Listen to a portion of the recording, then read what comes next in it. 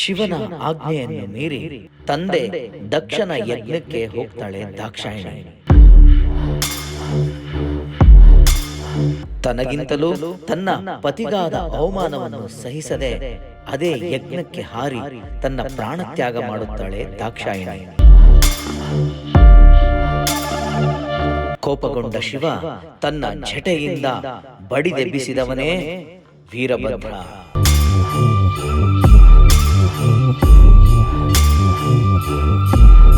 ಅಂತಹ ವೀರಭದ್ರನು ಕೋಪದಿಂದ ನಿಂತು ದಕ್ಷನ ಸಂಹಾರಕ್ಕಾಗಿ ಹೊರಟಂತ ಕ್ಷೇತ್ರವೇ ಶ್ರೀ ಕ್ಷೇತ್ರ ಕೋಪದ ವೀರಭದ್ರ ಸ್ವಾಮಿ.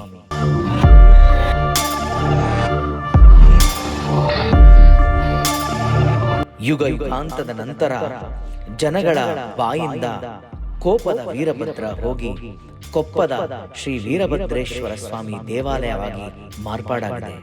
ಬನ್ನಿ, ಇಂದು ಆ ಸ್ವಾಮಿಯ ಜಾತ್ರೆ. ಅವನ ದರ್ಶನವನ್ನು ಪಡೆಯುತ್ತಾ ಅವನ ಕಥೆಯನ್ನು ಕೇಳುತ್ತಾ ಪುನೀತರಾಗೋಣ.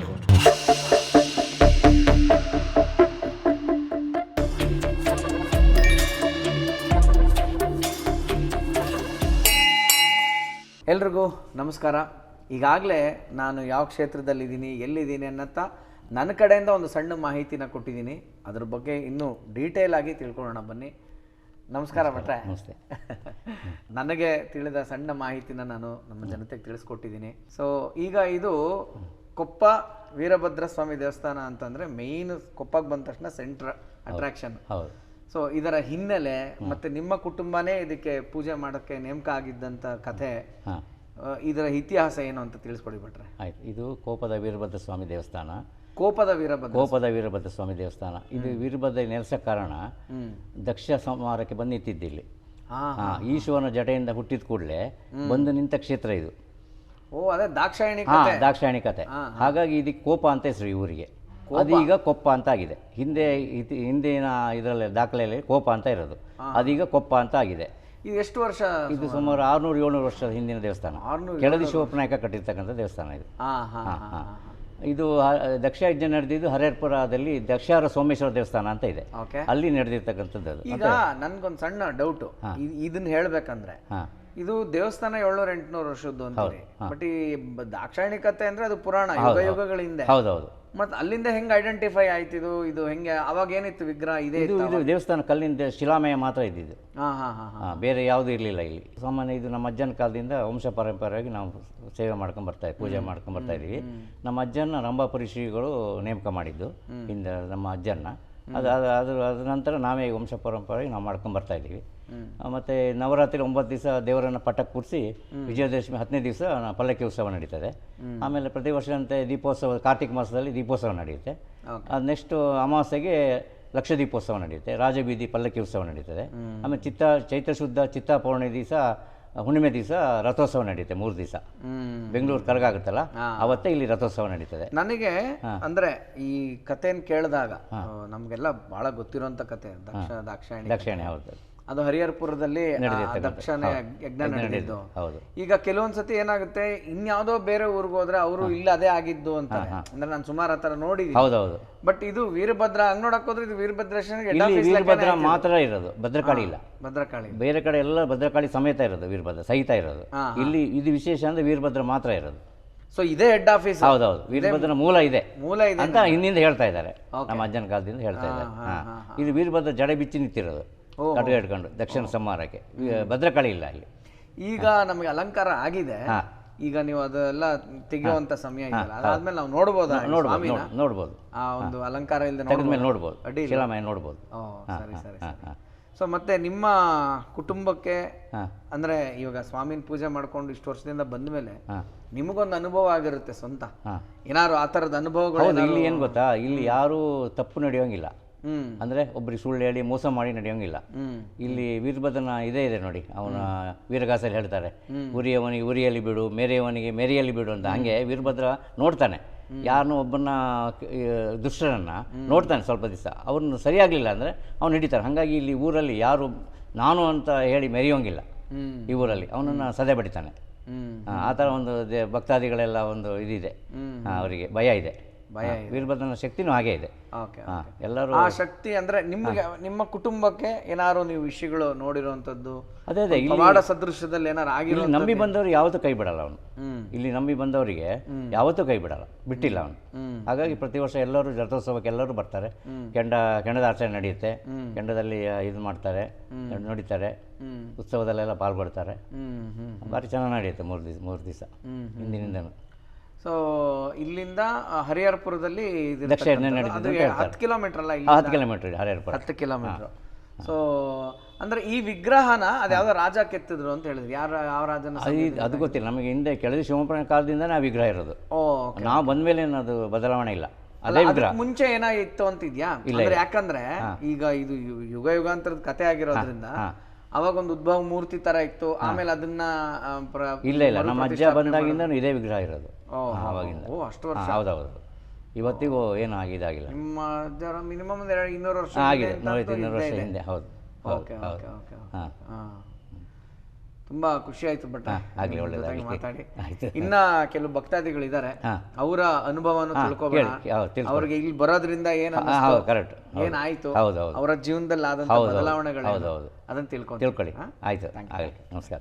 ಇಲ್ಲಿ ಸುಮಾರು ವರ್ಷಗಳಿಂದ ಸೇವೆ ಮಾಡಿಕೊಂಡು ಅಥವಾ ಇಲ್ಲಿಯ ಒಂದು ಪ್ರತ್ಯಕ್ಷ ಭಗವಂತನ ಒಂದು ಮಹಿಮೆನ ಕಂಡಂತ ಸುಮಾರು ಭಕ್ತಾದಿಗಳಲ್ಲಿ ಒಬ್ಬರು ಇವತ್ತು ನಮ್ಮೊಟ್ಟಿಗಿದ್ದಾರೆ. ಅವರ ಹೆಸರು ವಿಘ್ನೇಶ್ ಅಂತ. ವಿಘ್ನೇಶ್ ಅವರ ನಮಸ್ತೆ. ನಮಸ್ತೆ. ಹೇಳಿ, ನಿಮ್ಮ ಮತ್ತೆ ಕೊಪ್ಪದ ವೀರಭದ್ರನ ಒಂದು ಸಂಬಂಧ ನಂಟು ಹೆಂಗಾಯಿತು? ನೀವು ಹೆಂಗೆ ಸೆಲೆಕ್ಟ್ ಆದ್ರಿ ಅವ್ರ ಹತ್ರ? ಅಂದರೆ ಸುಮಾರು ವರ್ಷಗಳ ಹಿಂದೆ, ಅಂದರೆ 2011 10-11 ಸಾಲಿನಲ್ಲಿ ಅಪ್ಪ ವಿಟ್ಲದಲ್ಲಿ ಕೆಲಸ ಮಾಡ್ತಿರ್ತಾರೆ ಕ್ಯಾಂಪ್ಕೋದಲ್ಲಿ. ಆ ಟೈಮಲ್ಲಿ ನಾನು 8th ಸ್ಟ್ಯಾಂಡರ್ಡ್ ಓದ್ತಾ ಇರ್ತೀನಿ, 8ನೇ ಕ್ಲಾಸ್. ಆ ಟೈಮಲ್ಲಿ ಅಪ್ಪನಿಗೆ ಕ್ಯಾಂಪ್ಕೋದಿಂದ ವಿಟ್ಲ ಕ್ಯಾಂಪ್ಕೋದಿಂದ ಕೊಪ್ಪಕ್ಕೆ ಟ್ರಾನ್ಸ್ಫರ್ ಆಗ್ತದೆ. ಆಗ ನಾನು ವಿಟ್ಲದಲ್ಲಿ ಓದ್ತಾ ಇದ್ದೆ, ಒಂದು ಇಂಗ್ಲೀಷ್ ಮೀಡಿಯಮಲ್ಲಿ ಓದ್ತಾ ಇದ್ದೆ. ಆ ಟೈಮಲ್ಲಿ ನಮಗೆ ಕೊಪ್ಪ ಅಂದರೆ ಎಲ್ಲಂತ ಗೊತ್ತಿಲ್ಲ. ಯಾಕೆ ಅಂತ ಕೇಳಿದರೆ, ಶಾಲೆಗೆ ಹೋದರೆ ತಲೆ ಎತ್ತಿರಲಿಲ್ಲ, ಹೊರಗಡೆ ಬಂದ ತಲೆ ಎತ್ತಿದ್ದಿರಲಿಲ್ಲ. ಸಮಾಜ ಅಂದರೆ ಏನು ಅಂತ ಗೊತ್ತಿಲ್ಲ. 4 ಜನರ ಮುಂದೆ, ಚಿಕ್ಕ ಮಕ್ಕಳು 4 ಜನರ ಮುಂದೆ ಮಾತಾಡ್ಲಿಕ್ಕೆ ಬರ್ತಿರ್ಲಿಲ್ಲ. ಸೊ ಅಂಥ ಸಮಯದಲ್ಲಿ ಕೊಪ್ಪಕ್ಕೆ ಬಂದ್ವಿ. ಅಂದ್ರೆ ಶೃಂಗೇರಿ ಅನ್ನೋದು ಎಲ್ರಿಗೂ ಗೊತ್ತಿದೆ, ಆದ್ರೆ ಕೊಪ್ಪ ಅಂತ ಹೇಳಿ ಯಾರಿಗೂ ಗೊತ್ತಿಲ್ಲ. ಈಗ ಗೊತ್ತಿರೋರಿಗೆ ಗೊತ್ತು, ಈಗ ಡೆವಲಪ್ ಆಗಿದೆ, ಈಗ ಎಲ್ರಿಗೂ ಕೊಪ್ಪ ಅಂದ್ರೆ ಗೊತ್ತು. ಆಗ ನಾವು ಬರ್ಬೇಕಾದ್ರೆ ಕೊಪ್ಪ ಇಷ್ಟೊಂದು ಡೆವಲಪ್ಮೆಂಟ್ ಆಗಿರ್ಲಿಲ್ಲ. ಸಣ್ಣ ರೋಡ್ಗಳು, ಈಗೆಲ್ಲ ತುಂಬಾ ಇಂಪ್ರೂವ್ಮೆಂಟ್ ಆಗಿದೆ. ವೀರಭದ್ರ ದೇವಸ್ಥಾನದ ನಂಟು ನನಗೆ ಹೇಗಾಯ್ತು ಅಂತ ಕೇಳಿದ್ರೆ, ಇಲ್ಲೇ BGSL ನಾನು ಓದ್ತಾ ಇದ್ದೆ. ಆ ಸಮಯದಲ್ಲಿ ಹರೀಶ್ ಕುಟ್ಟಿ ಅವರು ನನಗೆ ಪರಿಚಯ ಆದರು. ಹರೀಶ್ ಕುಟ್ಟಿ ಅವರು ಪರಿಚಯ ಆಗಿ ಅವರು ಕೊಪ್ಪದಲ್ಲಿ ಎಲ್ರಿಗೂ ಗೊತ್ತಿರ್ತಕ್ಕಂಥ ಶೂಟಿಂಗ್ ಫೀಲ್ಡಲ್ಲಿ ಇದ್ದವರು. ಒಂದಿನ ನನಗೆ ಪರಿಚಯ ಆಗಿ ನಾನು ಅಪ್ಪ ಅಮ್ಮ ಈ ದೇವಸ್ಥಾನಕ್ಕೆ ಬಂದ್ವಿ. ಈ ದೇವಸ್ಥಾನ ಅನ್ನೋದು ನನಗೆ ಗೊತ್ತಿಲ್ಲ, ಆ ಥರ ಇತ್ತಿದ್ರೆ ಎನ್ವಿರಾನ್ಮೆಂಟ್. ಯಾಕಂದ್ರೆ ನಾವು ದಕ್ಷಿಣ ಕನ್ನಡದಿಂದ ಬಂದವರು, ನಮಗೆ ದೇವಸ್ಥಾನದ ಫೀಲ್ಡ್ ಅಂದ್ರೆ ತುಂಬಾ ದೊಡ್ಡ ವಿಜೃಂಭಣೆ ಇರುತ್ತೆ. ನಮ್ದೆಲ್ಲ 9 ದಿನ 10 ದಿನ ಜಾತ್ರೆ ಆಗುವಂತಹ ದೇವಸ್ಥಾನಗಳು, ವಿಟ್ಲದಾಗ್ಲಿ, ಕದ್ರಿ ದೇವಸ್ಥಾನದಾಗ್ಲಿ, ಬೇರೆ ಬೇರೆ ದೇವಸ್ಥಾನ, ಷಷ್ಠಿ ಫಂಕ್ಷನ್ಗಳಾಗ್ಲಿ. ಕೊಪ್ಪಕ್ಕೆ ಬಂದಾಗ ವೀರಭದ್ರ ದೇವಸ್ಥಾನ ನೋಡ್ತಾ ನಂಗೆ ಶಾಕ್ ಆಗಿಬಿಡ್ತು. ಇದಕ್ಕೂ ನನಗೆ ಎಲ್ಲೋ ಒಂದು ಎಷ್ಟೋ ಜನ್ಮದ ಋಣಾನುಬಂಧ ಇದೆ. ನಂಗೆ ಈ ದೇವಸ್ಥಾನಕ್ಕೆ ಯಾವಾಗ ನಾನು ಫಸ್ಟ್ ಬಂದೆ, ನನಗೊಂದು ವೈಬ್ರೇಷನ್ ಆಯಿತು. ಆ ವೈಬ್ರೇಷನ್ ಈಗ ಅದು ಹೇಳ್ತಾನೂ ನಂಗೆ ಆ ವೈಬ್ರೇಷನ್ ಹಿಂದ್ಗಡೆಯಿಂದ ಬರ್ತಿದೆ. ಅದಕ್ಕೆ ಆ ಟೈಮಲ್ಲಿ ಹರೀಶ್ ಕುಟ್ಟಿ ಅವರು ಹೇಳಿದ್ರು, ಇಲ್ಲೊಂದು ಜಾತ್ರೆ ಆಗುತ್ತೆ ಮಾರಾಯ, ನಮ್ಗೇನು ಅಂದರೆ ದೇವಸ್ಥಾನದಲ್ಲಿ ಪ್ರದಕ್ಷಿಣೆ ಹಾಕಬೇಕು, ದೇವಸ್ಥಾನಕ್ಕೆ ಬಂದು ಕೂರಬೇಕು, ದೇವಸ್ಥಾನದಲ್ಲಿ ಬಂದು ಮಂತ್ರ ಹೇಳಬೇಕು ಅಂತ ಅವಕಾಶಗಳು ನಮಗೆ ಸಿಗಲ್ಲ. ಅಂದರೆ ಇಂಥ ಪ್ಲೇಸ್ಗಳಲ್ಲಿ ಸಿಗೋದು ತುಂಬ ರೇರ್ ನಮಗೆ. ಆ ಟೈಮಲ್ಲಿ ಈ ದೇವಸ್ಥಾನಕ್ಕೆ ನಾನು ಬಂದೇನೋ ಸೇವೆ ಮಾಡಬೇಕು ಅಂತ ಒಂದು ಮನಸ್ಸಿಗೆ ಒಂದು ಪ್ರೇರಣೆ ಬಂತು. ಆ ಟೈಮಲ್ಲಿ ಮನೆಯಿಂದ ಬಿಡ್ತಿರ್ಲಿಲ್ಲ ನಂಗೆ ಹೊರಗಡೆಗೆ. ಮನೆಯಲ್ಲಿ ಯಾಕೆ ಹೋಗ್ತೀಯ ನೀನು, ಹೋಗಬೇಡ ದೇವಸ್ಥಾನಕ್ಕೆ, ಲೇಟ್ ಆಗ್ತದೆ, ನೀನನ್ನು ಕರ್ಕೊಂಡು ಬರಬೇಕು ಅಂತೆಲ್ಲ ಮನೆಯಿಂದ ಪ್ರೆಷರ್ ಇತ್ತು. ಆ ಟೈಮಲ್ಲಿ ನಾನು ಬರ್ತಿದ್ದೆ. ಇಲ್ಲಿ ದೇವಸ್ಥಾನದ ಕೆಲಸ ರಾತ್ರಿ ಒಂದು 9 ಗಂಟೆಗೆ ಸ್ಟಾರ್ಟ್ ಆದರೆ ಮಧ್ಯರಾತ್ರಿ 3 ಗಂಟೆ 4 ಗಂಟೆ ಇಲ್ಲೇ ಮಲಗಿದ್ದು ಎಷ್ಟೋ ಉಲ್ಲೇಖ ಇದೆ ನಾವು. ಅದಕ್ಕೆ ಅದು ಕಂಟಿನ್ಯೂ ಆಗ್ತಾ ತುಂಬ ಥರದ ಎಕ್ಸ್ಪೀರಿಯನ್ಸ್ಗಳಾಯಿತು. ಅಂದರೆ ನನಗೆ ಜೀವನದಲ್ಲಿ ಯಾವುದೇ ರೂಟ್ಸ್ ಇರಲಿಲ್ಲ. ಅಂದರೆ ಒಂದು ಇದೇ ಥರ ಜೀವನ ಮಾಡಬೇಕು ಅಂತ. ಆದರೆ ವೀರಭದ್ರ ಅದಕ್ಕೊಂದು ದಾರಿ ಮಾಡಿಕೊಟ್ಟ. ಯಾವ ಥರ ಅಂತ ಕೇಳಿದರೆ, ಎಲ್ಲರೂ ನನಗೆ ಈ ಊರಲ್ಲಿ ನಿಜ ಬೈತಿದ್ರು, ನನಗೆ ಜವಾಬ್ದಾರಿ ಇಲ್ಲ, ಅಪ್ಪ ಅಮ್ಮನ ದುಡ್ಡಲ್ಲಿರ್ತಾನೆ, ಒಪ್ಪನ್ ಹೇಳ್ತಾನೆ, ಅಪ್ಪ ಅಮ್ಮನ ದುಡ್ಡಲ್ಲಿರ್ತಾನೆ, ಅವನಿಗೆ ಏನು ಕೆಲಸ ಕಾರ್ಯ ಇಲ್ಲ. ಸಣ್ಣ ಪುಟ್ಟ ಕೆಲಸಕ್ಕೆ ಹೋಗ್ತಾ ಇದ್ದೆ ನಾನಿಲ್ಲಿ, ಕೆಲಸ ಮಾಡ್ಬೇಕನ್ನೋ ಆಸೆ ನನಗೆ. ನೀವು ನಂಬ್ತೀರಾ, 2011-12ನೇ ಸಾಲಿನಲ್ಲಿ ಇನ್ನೊಂದು ಬಾವಿ ಓಪನ್ ಆಗ್ತದೆ. ಓಕೆ. ಆ ಬಾವಿ ಓಪನ್ ಆಗೋ ಸಂದರ್ಭದಲ್ಲಿ ನನಗೊಂದು ಆಸೆ, ನಾನು ಸತ್ತೋದ್ರೂ ಕೂಡ ಆ ವೀರಭದ್ರನಿಗೆ ಆ ಬಾವಿಯ ನೀರು ಅಭಿಷೇಕ ಆಗ್ತದೆ ಅಂತ. ಅದಕ್ಕೆ ₹1 ದುಡ್ಡು ಇಸ್ಕೊಳ್ಳದೆ ನಾನು ಕೆಲಸ ಮಾಡಿದ್ದೀನಿ 2012ರಲ್ಲಿ. ಆ ಟೈಮಲ್ಲಿ ಆ ಕಲ್ಲು ಎತ್ತಲಿಕ್ಕೆ ಆಗ್ತಿರ್ಲಿಲ್ಲ ನಮಗೆ. ಬೋಡ್ರಸ್ ಕಲ್ಲು ಅಂತಾರೆ ಅದಕ್ಕೆ, ಬಾವಿ ಕಟ್ಟೋ ಕಲ್ಲು. ಮಣ್ಣು ಕೆಳಗಡೆಯಿಂದ ಮೇಲ್ ತೆಗೆಯೋದು, ಬಾವಿದು ಕಲ್ಲನ್ನು ಕೆಳಗಡೆ ಕೊಡೋದು, ಆ ಥರದ್ದು ಸುಮಾರು ಕೆಲಸಗಳು ಇಲ್ಲಾಗಿದೆ. ಅದು ನನ್ನ ಲೈಫಲ್ಲಿ ಮರೆಯಲಾಗದ ಘಟನೆ. ಅದು ಇವತ್ತಿಗೂ ಕೂಡ ವೀರಭದ್ರನಿಗೆ ಅದೇ ನೀರಲ್ಲಿ ಅಭಿಷೇಕ ಆಗ್ತದೆ. ಕೈ ಕೆಸರಾದರೆ ಬಾಯಿ ಮೊಸರು ಅನ್ನೋ ಥರ ನಾವು ಕೈ ಕೆಸರು ಮಾಡ್ಕೊಂಡೆ, ಅದಕ್ಕೆ ಹೌದೌದು ಭಗವಂತ ನಾವು ಸತ್ತೋದ್ರೂ ಕೂಡ ಆ ನೀರು ಇವತ್ತಿಗೂ ಅವನಿಗೆ ಅಭಿಷೇಕ ಆಗ್ತದೆ. ಅದೊಂದು ಖುಷಿ, ನನಗೆ ಖುಷಿ, ಅದು ಆತ್ಮತೃಪ್ತಿ. ಅದು ಆ ಥರ ಅಂದರೆ ಏನು ಗೊತ್ತಣ್ಣ, ನಾನು ಯಾವುದೋ ಊರಿಂದ, ಅಂದರೆ ನನ್ನ ಮನೆ ಇರೋದು ವಿಟ್ಲದಿಂದ ನಾನು ಪ್ರತಿ ವರ್ಷ ವೀರಭದ್ರ ದೇವಸ್ಥಾನದ ಜಾತ್ರೆಗೆ ಒಂದು 15-20 ದಿವಸದ ಮುಂಚೆನೇ ನಾನು ಇಲ್ಲಿ ಬಂದು ಇಲ್ಲೇ ಉಳ್ಕೊಂಡು ಇಲ್ಲಿ ಎಲ್ಲ ಡೆಕೋರೇಷನ್ಸ್ಗಳನ್ನು ಮಾಡ್ತೇವೆ ನಾವು. ಅವಕಾಶ ಎಲ್ರಿಗೂ ಸಿಗಲ್ಲ. ಯಾಕಂದರೆ ಒಂದು ದೇವಸ್ಥಾನದಲ್ಲಾಗಲಿ ಒಂದು ಕ್ಷೇತ್ರದಲ್ಲಾಗಲಿ ಕೆಲಸ ಮಾಡಬೇಕಾದ್ರೆ ಅದಕ್ಕೆ ಎಷ್ಟೋ ಜನ್ಮದ ಋಣಾನುಬಂಧ ಇರಬೇಕು. ಆ ಋಣಾನುಬಂಧ ಇವತ್ತು ವೀರಭದ್ರ ನಮಗೇನು ಕೊಟ್ಟಿದ್ದಾರೆ, ಇವತ್ತಿಗೂ ಅದನ್ನು ಉಳಿಸ್ಕೊಂಡು ಬಂದಿದ್ದೀವಿ ನಾವು. ಅದಕ್ಕೆ ಸೊ ಈಗ ಇನ್ನು ಬೇರೆ ಥರದ ಅನುಭವಗಳು ವಿಘ್ನೇಶ್, ಅಂದರೆ ನೀನು ಅಥವಾ ನಿನ್ನ ಹತ್ತಿರದ ಸ್ನೇಹಿತರು, ನೀನು ಹರೀಶ್ ಕುಟ್ಟಿ ಅಂತಂದೆ, ನನಗೂ ಸಹ ಆತ ಸ್ನೇಹಿತರು, ಮತ್ತು ನನಗೆ ಒಂದು ಗುರುಗಳ ಸಂಪರ್ಕ ಮಾಡಿಕೊಟ್ಟಂಥ ವ್ಯಕ್ತಿ, ನಾನು ಬರೆಯೋಕ್ಕಾಗಲ್ಲ. 2000 ಆ ಸ್ನೇಹ ಸಂಪರ್ಕದಲ್ಲೆಲ್ಲ ಅವ್ರಿಗೆಲ್ಲ ಹೇಗೆ ವೀರಭದ್ರ? ನಿಜ. 2012-13ರಲ್ಲಿ ನಾನು ದೇವಸ್ಥಾನದ ಬಾವಿ ಕೆಲಸದಲ್ಲಿ ಇರಬೇಕಾದ್ರೆ, ಅಂದರೆ ನಾನು ಆವಾಗ ಇಲ್ಲಿ PUC ಮಾಡ್ತಾ ಇದ್ದೆ. ಸೊ ಅಪ್ಪನಿಗೆ ಮತ್ತೆ ಟ್ರಾನ್ಸ್ಫರ್ ಆಗಿ ಅವರು ಊರಿಗೆ ಹೋಗಿದ್ರು. ಆ ಟೈಮಲ್ಲಿ ನಾನು ಇದೇ ಬಾವಿ ಕೆಲಸ ಮಾಡಬೇಕಾದ್ರೆ ಒಂದಿನ ನೀವು ವಿನಯ್ ಗುರೂಜಿ ಅವರು ಬಂದರು, ನನಗೆ ಅವರ ಸಂಪರ್ಕ ಆಯಿತು. ಅವಾಗಿಂದ ನಾನು ಮತ್ತೆ ಅಲ್ಲೂ ನನಗೆ ಪ್ರೇರಣೆ ಆಯಿತು. ಸೊ ಮತ್ತೆ ನಾನು ಅಲ್ಲಿಗೆ ಹೋಗಿ, ಸೊ ಅವ್ರ ಜೊತೆ ನಾನು ತುಂಬ ಸ್ಪಿರಿಚುವಲ್ ಅಲ್ಲಿ ಕೆಲಸ ಮಾಡಿದ್ದೆ. ಅವಾಗಲೇ ನನಗೆ ಅದು ವೀರಭದ್ರನ ಅನುಗ್ರಹದಿಂದಲೇ ಕೂಡ ನನಗೆ ಅವರ ಒಂದು ಬಾಂಧವ್ಯ ಆಗಿ, ಅವ್ರು ನನಗಿಲ್ಲಿ ಫಸ್ಟ್ ಬಂದಾಗ ನನಗೊಂದು ₹1,000 ಮತ್ತೆ ಒಂದು ಇದನ್ನು ಕೊಟ್ಟಿದ್ರು, ಜಾಕೆಟನ್ನು ಕೊಟ್ಟಿದ್ದಂಗೆ ನೆನಪಿದೆ ಈಗಲೂ ಕೂಡ. ನೀನು ಕೆಲಸ ಮಾಡ್ತಾ ಇದೀಯಾ, ಒಳ್ಳೆಯವನಿದ್ದೀಯಾ ಅಂತೇಳಿ ಅವ್ರು ಹೇಳಿದ್ರು. ಅದು ಇವತ್ತಿಗೂ ನೆನಪಿದೆ ನನಗೆ. Very good, very good. ಮತ್ತೆ ಇನ್ನು ನಿನ್ನ ಬೇರೆ ಸ್ನೇಹಿತರಿಗೆ ಅವ್ರಿಗೇನು ಅನುಭವ ಆಗಿದೆ, ನೀನು ಹತ್ತಿರದಿಂದ ಏನು ನೋಡಿದ್ಯಾ? ವಿಶೇಷ ಏನಂತ ಕೇಳಿದರೆ, ಪ್ರಸಾದ ಕೇಳುವಂತಹ ಒಂದು ಇದಿದೆ, ಪೂಜೆ ಇದೆ. ಅಂದರೆ ಯಾರಿಗಾದರೂ ಏನಾದರೂ ಕಳೆದೋಗಿದ್ರೆ ಆಗಲಿ, ಅವರಿಗೆ ಅದ್ರ ಬಗ್ಗೆ ಡೌಟ್ಸ್ ಇದ್ದರೆ ಆಗಲಿ, ಇಲ್ಲಿ ಪೂಜೆ ಪ್ರಸಾದವನ್ನು ಕೇಳುವಂತಹ ಒಂದು ಪದ್ಧತಿ ಇದೆ ಅಣ್ಣ. ಇನ್ನೊಂದು ಏನಂತ ಕೇಳಿದರೆ, ಇಲ್ಲಿ ವಿಶೇಷ ಏನಂತ ಕೇಳಿದರೆ, ಪ್ರತಿ ಸೋಮವಾರ ಇಲ್ಲಿ ಇಡೀ ಕೊಪ್ಪದ ಎಲ್ಲ ಭಕ್ತಾಭಿಮಾನಿಗಳು ಬಂದು ಇಲ್ಲಿ ಪೂಜೆ ಸಲ್ಲಿಸ್ತಾರೆ. ಪ್ರತಿ ಸೋಮವಾರ ಯಾರೇ ಕೊಪ್ಪದಲ್ಲಿದ್ದರೂ ಕೂಡ ಪ್ರತಿ ಸೋಮವಾರ ಎಲ್ಲರೂ ಕೂಡ ವೀರಭದ್ರನ ನಡೆಗೆ ಬಂದು ಪ್ರಾರ್ಥನೆ ಮಾಡ್ತಾರೆ, ಹಣ್ಣು ಕಾಯಿ ಮಾಡ್ತಾರೆ, ತೀರ್ಥ ತಗೊಂಡು ಹೋಗ್ತಾರೆ, ಹೂ ಕೊಡ್ತಾರೆ. ಇದೊಂದು ಪದ್ಧತಿ ಇಲ್ಲಿ. ಅಂದರೆ ಶಿವನ ದಿನ, ಅಂದರೆ ವೀರಭದ್ರ ಅಂದರೆ ಶಿವನ ಗಣ ಅಂತ ಹೇಳಿ ಸೋಮವಾರ ಅದಕ್ಕೆ ವಿಶೇಷವಾದ ದಿನ. ಪ್ರಸಾದ ಕೊಡೋದು ಅಂತೇನೋ ಅಂತಿದ್ದಾರೆ. ಅಂದರೆ ಪ್ರಸಾದ ಕೊಡೋದು ಅಂತ ಹೇಳಿದರೆ, ಈಗ ನಂದೇನೋ ಒಂದು ವಸ್ತು ಕಳೆದೋಗಿದೆ, ಅಥವಾ ನನಗೀಗ ನೀರು ಒಂದು ಕಡೆ ಸಿಗುತ್ತೆ ಅಂತ ಯಾರೋ ಹೇಳಿದ್ದಾರೆ, ನಂದೊಂದು ವಸ್ತು ಕಳೆದೋಗಿದೆ, ನನಗೊಂದು ಡೌಟ್ಸ್ ಇರುತ್ತೆ ಮನಸ್ಸಲ್ಲಿ, ಇದು ಆಗತ್ತಾ, ಇದು ಆಗಲ್ವಾ ಅಂತ ಸಂದರ್ಭದಲ್ಲಿ ಇಲ್ಲಿ ಬಂದು ನಾವು ಎಡಗಡೆ ಪ್ರಸಾದ, ಬಲಗಡೆ ಪ್ರಸಾದ ಬಿದ್ದರೆ ಒಳ್ಳೆಯದು, ಎಡಗಡೆ ಆದರೆ ಬೇಡ, ಆ ಥರದ್ದೊಂದು ಪ್ರಸಾದ ಕೇಳೋದು ಅಂತ ನಾವು ಹೇಳ್ತೇವೆ. ಅದರದ್ದೊಂದು ಭಾರಿ ವಿಶೇಷವಾಗಿ ಇಲ್ಲಿ ದೇವಸ್ಥಾನದಲ್ಲಿ ಪದ್ಧತಿ. ಇನ್ನೊಂದು ರುದ್ರಾಭಿಷೇಕವನ್ನು ಮಾಡಿಸಿದ್ರೆ ಏನು ಕೆಲಸಗಳು ಪೂರ್ಣ ಆಗ್ತದೆ ಅನ್ನೋ ಒಂದು ನಂಬಿಕೆ. ಅಂದರೆ ಅದಕ್ಕೆ ರುದ್ರಾಭಿಷೇಕಗಳನ್ನು ಮಾಡಿ, ಅದಕ್ಕೆ ನವಧಾನ್ಯ ಅಭಿಷೇಕಗಳನ್ನು ಮಾಡಿ ವೀರಭದ್ರನಿಗೆ ಸಂತೃಪ್ತಿಯನ್ನು ಪಡಿಸಿದ್ರೆ ಅವರಿಗೆ ಹೇಳಿದಂತಹ ಕೆಲಸ ಸಂಪೂರ್ಣವಾಗಿ ನಿವಾರಣೆ ಆಗ್ತದೆ ಅಂತ. ಮತ್ತೆ ಮದುವೆ ಬಗ್ಗೆನೂ, ಮದುವೆ ಕೂಡ ಇಲ್ಲಿ ನಡೆಯಲಾಗ್ತದೆ. ಸುಮಾರು ಮದುವೆಗಳಿಲ್ಲಿ ದೇವಸ್ಥಾನದಲ್ಲಿ ನಡೆಯಲಾಗಿದೆ. ಈ ಥರದ್ದು ಸುಮಾರು ಕೆಲಸಗಳಾಗಿದೆ ದೇವಸ್ಥಾನದಿಂದ.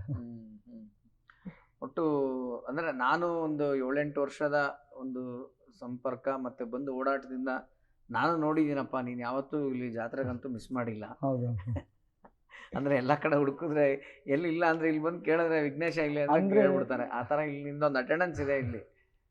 ಅಂದ್ರೆ ನಮ್ಗೊಂದು ಖುಷಿ ಅಣ್ಣ, ಯಾಕಂದ್ರೆ ಈಗ ಒಂದು ದೇವಸ್ಥಾನವನ್ನ ನಾವು ಡೆಕೋರೇಷನ್ ಮಾಡಿ, ಈಗ ನಮ್ಮ ಮನೆ ಒಂದು ಡೆಕೋರೇಷನ್ ಮಾಡಿದ್ರೆ ಎಷ್ಟು ಖುಷಿ ಆಗುತ್ತೆ. ಇಡೀ ಕೊಪ್ಪ ಊರಿದು ವೀರಭದ್ರ ದೇವಸ್ಥಾನವನ್ನ ಡೆಕೋರೇಷನ್ ಮಾಡಿದ್ರೆ ನಮ್ಗೆ ಅಷ್ಟೇ ತೃಪ್ತಿ ಆಗಿದೆ. ಇಡೀ ವರ್ಷದಲ್ಲಿ ಏನು ಚಾರ್ಜ್ ಇದೆ, ಚಾರ್ಜ್ ಫುಲ್ ಆ ಟೈಮಲ್ಲಿ ನಮ್ಗೆ ಸಿಗುತ್ತೆ. ಇವನ್ ರಥ ಪೇಂಟ್ ಮಾಡೋದಾಗ್ಲಿ, ಇವನ್ ಗುಡ್ಸೋದಾಗ್ಲಿ, ಏನು ಕೆಲಸ ಇಲ್ಲ ಅಂತಲ್ಲ, ಎಲ್ಲ ಕೆಲಸನೂ ಅವನ್ ನಮ್ಮ ಕೈಯಲ್ಲಿ ಮಾಡಿಸ್ತಾನೆ.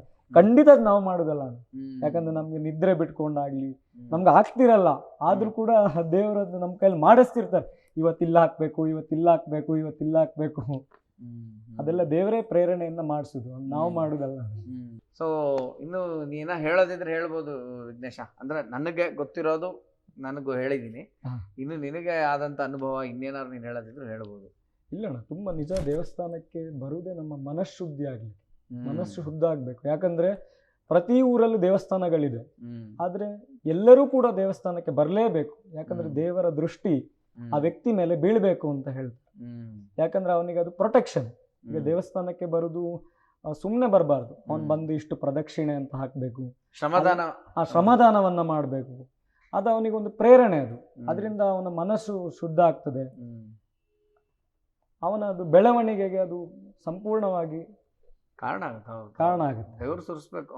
ಹೌದು, ಅದು ಭಗವಂತನ ಎದುರುಗಡೆ ಬೆವರು ಸುರಿಸೋದು ಅದು ಬೇರೆ ನೆಕ್ಸ್ಟ್ ಲೆವೆಲ್ ಎನರ್ಜಿ. ಅದು ಅಂದ್ರೆ ಅದು ಎಲ್ಲರಿಗೆ ಸಿಗ್ಬೇಕು, ಎಲ್ಲರಿಗೆ ಸಿಗ್ಬೇಕು. ಎಲ್ಲರೂ ಕೊಪ್ಪದಿಂದ ಎಲ್ಲರೂ ಭಕ್ತಾಭಿಮಾನಿಗಳು ಇನ್ನೂ ಹೆಚ್ಚೆಚ್ಚಾಗಿ ಬಂದು ದೇವರ ಕೆಲಸಗಳನ್ನ ಪೂರ್ಣ ಮನಸ್ಸಿನಿಂದ, ಪೂರ್ಣ ಅನುಗ್ರಹದಿಂದ ಮಾಡ್ಲಿ ಅಂತ ಖಂಡಿತಪ್ಪ ಪ್ರಾರ್ಥನೆ ಮಾಡ್ತೀನಿ. ನಿನ್ನ ಅನುಭವಗಳನ್ನು ಹಂಚ್ಕೊಂಡಿದ್ಯಾ, ನಿನ್ನ ಸ್ವಂತ ವಿಷಯ ಅಂದ್ರೆ ನೀನು ಬೆಳೆದು ಹೆಂಗ್ ಬಂದೆ ಇಲ್ಲಿ ಅನ್ನೋದೆಲ್ಲ ಹೇಳಿದ್ಯಾ. ಇದೊಂದು ತುಂಬಾ ಪ್ರೇರಣೆ ಕೊಡುತ್ತೆ ಸುಮಾರು ಜನಕ್ಕೆ. ಸೊ ಯಾರೆಲ್ಲಲ್ಲಿ ವೀರಭದ್ರೇಶ್ವರನ ಒಂದು ಭಕ್ತಾದಿಗಳಿದ್ದೀರಿ, ನೀವೆಲ್ಲ ಕಡೆ ಸುತ್ತಿದ್ರು ಇಲ್ಲಿಗೂ ಬರಬೇಕಾಗುತ್ತೆ. ಬನ್ನಿ, ಇಲ್ಲಿ ಅದ್ಭುತವಾದಂಥ ಒಂದು ಕಥೆ ಇದೆ. ಆ ಭಕ್ತಿ ರಸದಲ್ಲಿ ನೀವು ಪಾಲ್ಗೊಳ್ಳಿ ಅಂತ ಈ ಸಂದರ್ಭದಲ್ಲಿ ನಾನು ಕೇಳ್ಕೊತೀನಿ. ಮತ್ತು ವಿಘ್ನೇಶ, ನಿನಗೆ ತುಂಬ ಥ್ಯಾಂಕ್ಸು, ಮತ್ತು ದೇವಸ್ಥಾನದ ಆಡಳಿತ ಮಂಡಳಿ ಅವ್ರಿಗೂ ಥ್ಯಾಂಕ್ಸ್ ಹೇಳ್ತೀನಿ. ಮತ್ತು ಇವಾಗ ಸ್ವಾಮಿ ಏನು ನಡೆಯುತ್ತೆ ಪೂಜೆ, ಮತ್ತು ಇದನ್ನು ನಾನು ನೋಡಬೇಕು ಅಂತ ಕಾತರನಾಗಿದ್ದೀನಿ. ನೋಡೋಣ. ಓಕೆ.